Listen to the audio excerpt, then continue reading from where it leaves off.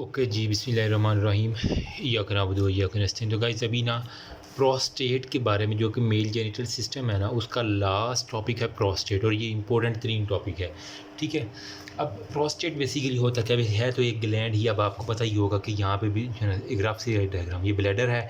ठीक है। यहाँ पे जो है ना वो यूरिथ्रा है, यूरिथ्रा के बिल्कुल शुरू में जो है ना हमारे पास प्रोस्टेट इस तरह करके ये ग्लैंड होता है। ऐसी बात थी। अच्छा, अब जो है ना मतलब बिल्कुल यूरिथ्रा के साथ इसकी जो है ना वो चार बेसिकली जो है ना वो जोन होते हैं। ठीक। अब ये आपका सपोज करें ये ब्लैक रंग का यूरिथ्रा है, इसके गिर्द जो है ना ये प्रोस्टेट ने यूं करके इसको कवर किया हुआ है। मैं बड़ा इसको जूम करके बता रहा हूँ, जो जोन है उनको समझाने लगा हूँ। जो बिल्कुल यूरिथ्रा के साथ वाला जो है ना इसका जोन होगा, इसे हम कहेंगे पेरी यूरिथ्रल जोन, क्योंकि यूरिथ्रा के साथ है ना, यूरिथ्रा के पैरों में बैठा हुआ है, तो इसे हम पेरी यूरिथ्रल जोन कहेंगे। ये क्यों बता रहा हूँ, क्योंकि कार्सिनोमास के एमसीक्यू यहीं से आएंगे। फिर जो इसके जो है ना वो दरमियान में आ जाएगा, यहाँ पे करके जो पोर्शन होगा, इसे हम कहेंगे सेंट्रल जोन। ठीक है, सेंट्रल जोन। और जो बिल्कुल एंड पे है, यूरिथ्रा के बिल्कुल आखिर पे, उसे हम कहेंगे पेरीफेरल जोन। ये था पेरी यूरिथ्रल, ये हमारे पास पेरीफेरल है। ठीक है।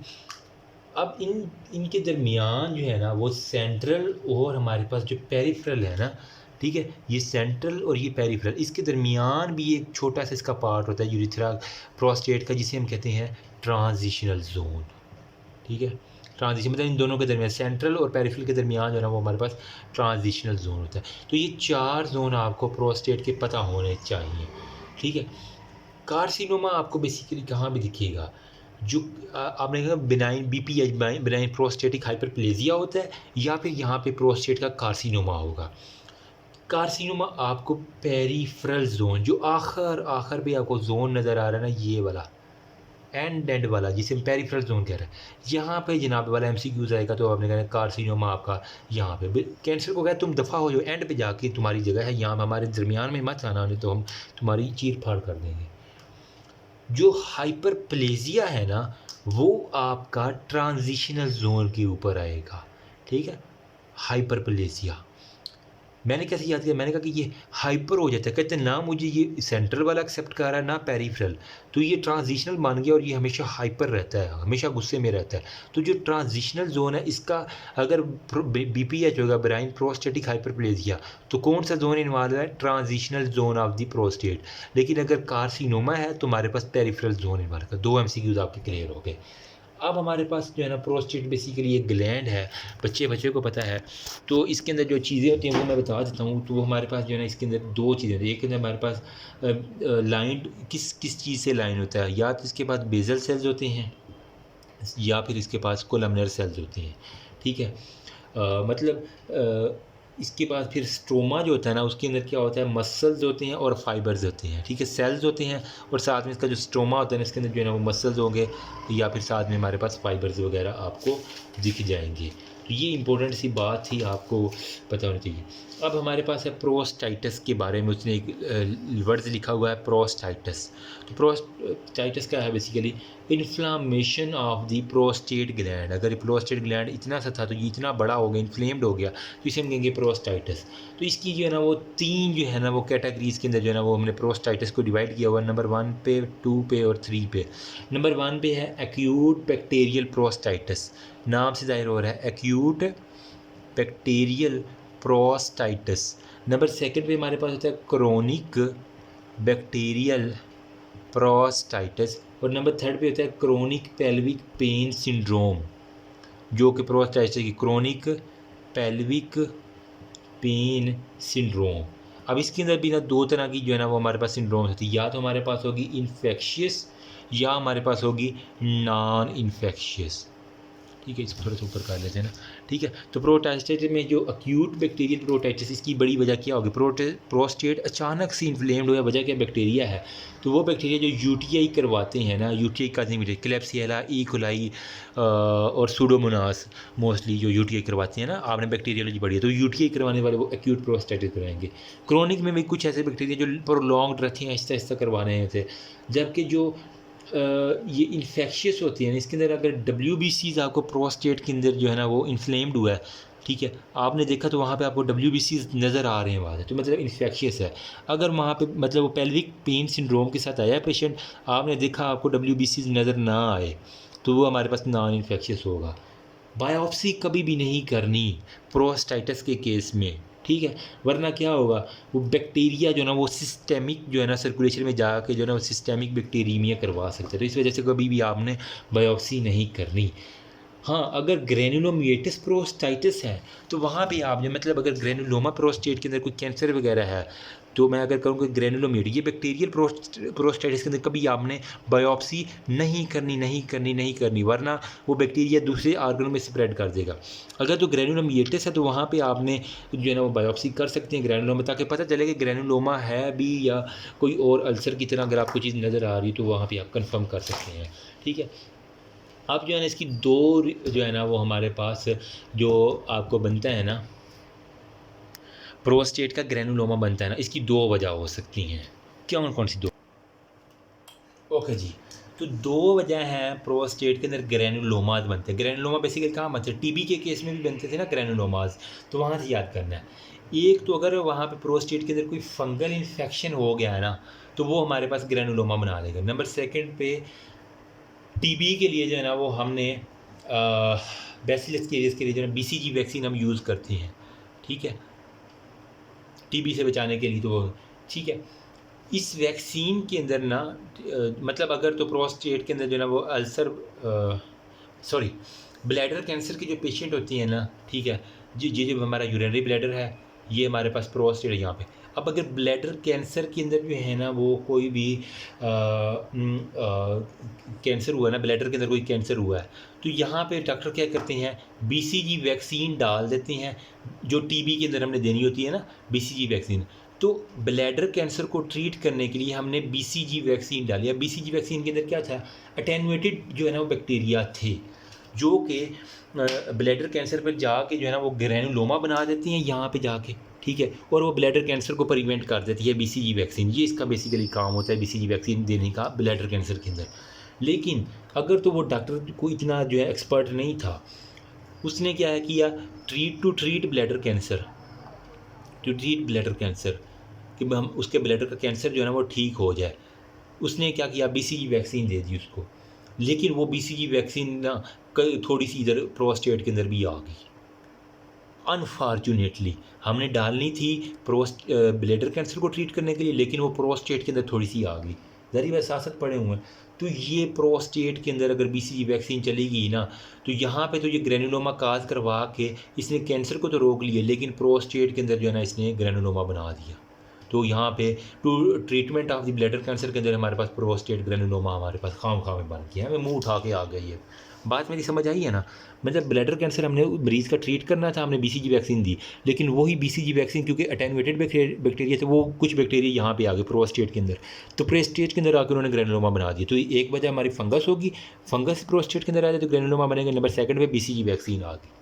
तो ये थे हमारे पास स्पेसिफिक ग्रैनुलोमाज फॉर्मेशन की, ठीक है। अब कुछ होते हैं non specific granulomatous प्रोस्टाइटिस, non specific granulomatous प्रोस्टाइटिस। इसके अंदर जो है ना वो कोई काज स्पेसिफिक नहीं होता, प्रोस्टेट की हो सकता है, जो ये है ना हमारे पास यूरिथ्रा, यहाँ पे प्रोस्टेट है, तो ज़ाहिर बात प्रोस्टेट की सेक्रेशन किसी डक्ट के ज़रिए जो है ना यूरिथ्रा में आती है ड्यूरिंग इजैकुलेशन, तो वो प्रोस्टेट की कहीं ना कहीं खुदा ना खासा अगर डक्ट फट गई है ना, तो ठीक है, तो यहाँ से जो है ना वो सारी सेक्रेशन जो है ना वो यहाँ पे प्रोस्टेट के स्ट्रोमा के अंदर दोबारा वापस चली गई, तो वो जाके जो है ना वो हमारे पास क्या करेगी, नॉन स्पेसिफिक ग्रैनुलोमा करें। ये मूवमेंट जो है ना वो जो टपाटप अनहेल्दी सेक्स करते हैं ना, तो उनके अंदर देखा गया प्रोस्टेट की डक्ट जो है ना वो फट जाती थी।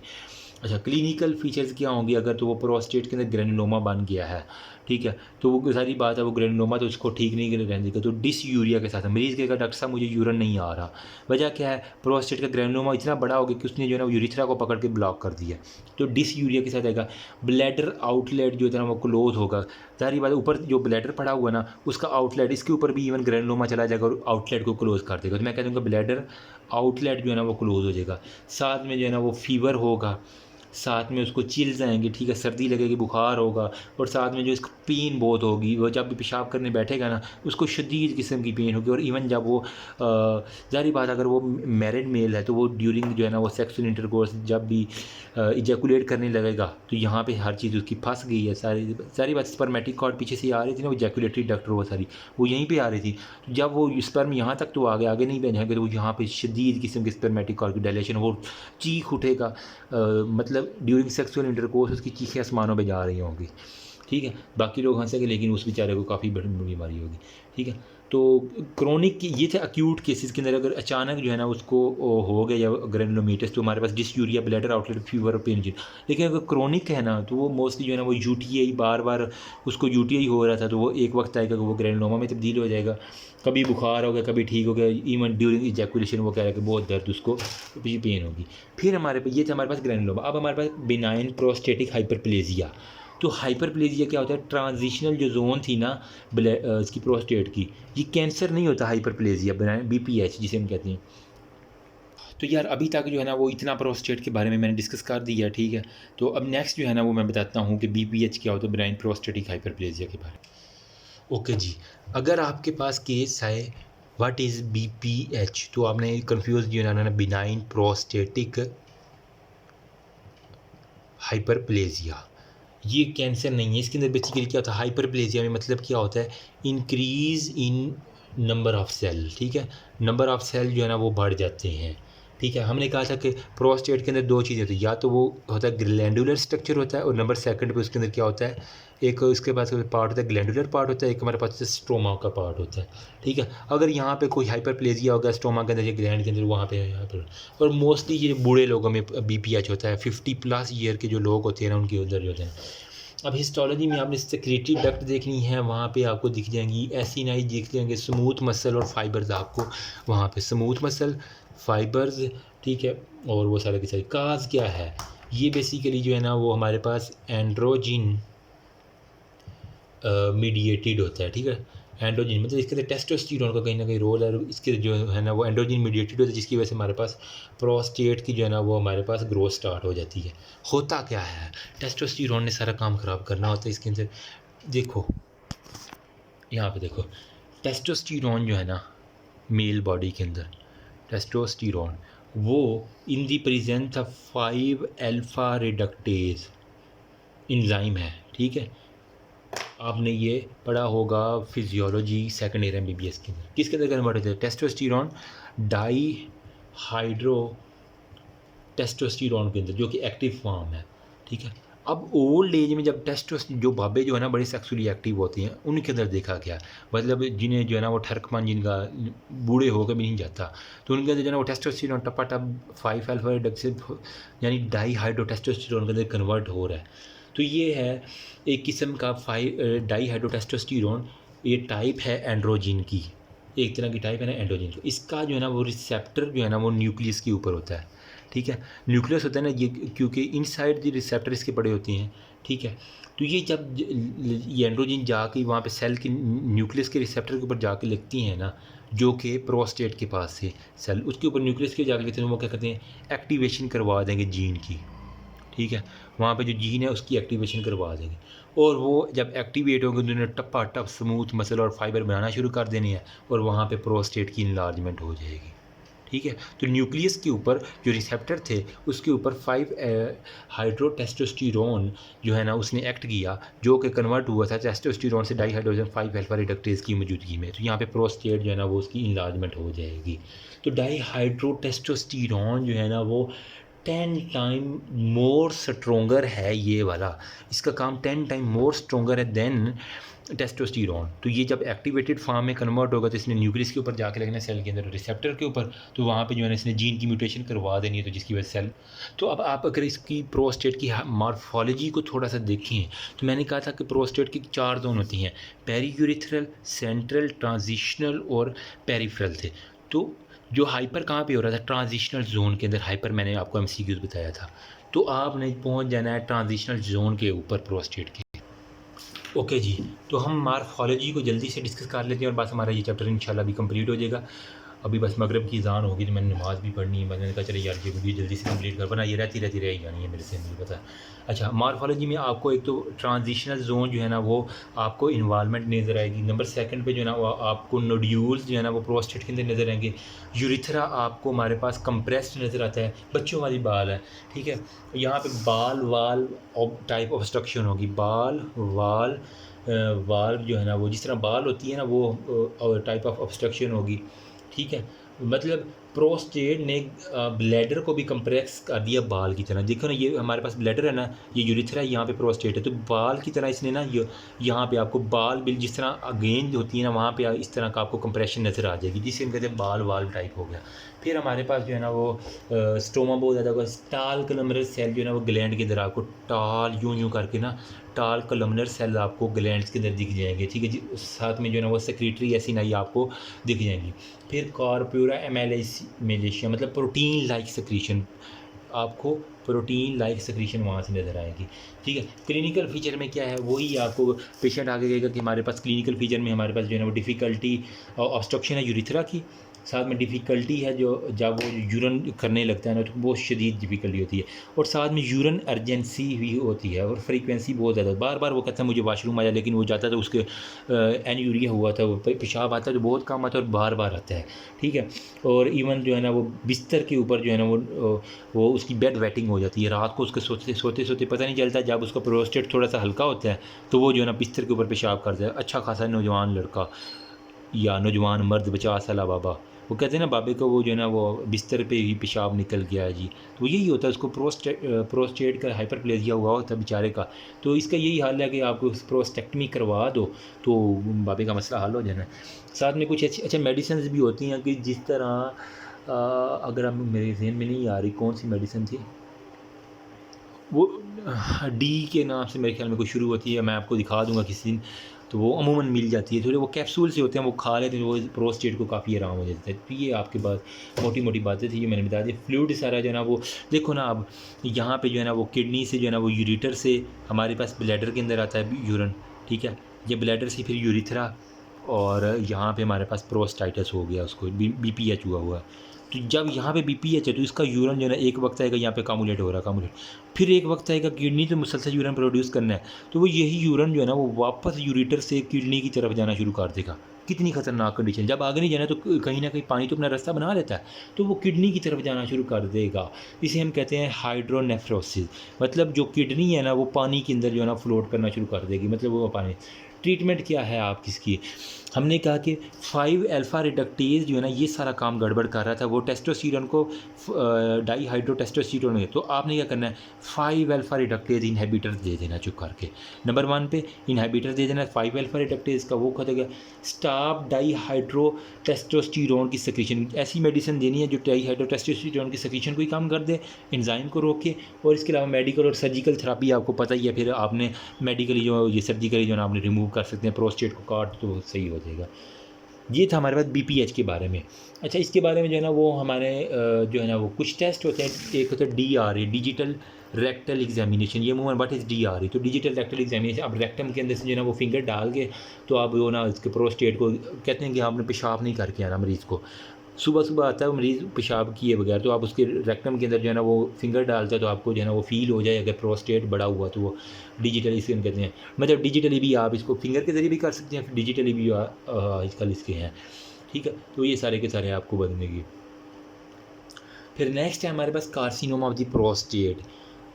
ये मेरे ख्याल में नेक्स्ट वीडियो में डिस्कस करें यार, क्योंकि अभी मैंने नमाज़ पढ़नी है, तो नमाज़ पढ़ के इंशाल्लाह मैं कज़ा ही ना आएगा, ठीक है। तो अभी फिर मिलते हैं नेक्स्ट वीडियो में इंशाल्लाह। तो बताना यार आपको समझ आई है कि नहीं आई, निमोनिक कैसे लगे हैं आपको। मुझे पता है लोगों ने कहना है कि डर्टी माइंड है यार, ये अगर डर्टी माइंड है ना तो बुक वालों को कहो कि तुमने ये सिलेबस में ऐड ही क्यों किया है। वो मैं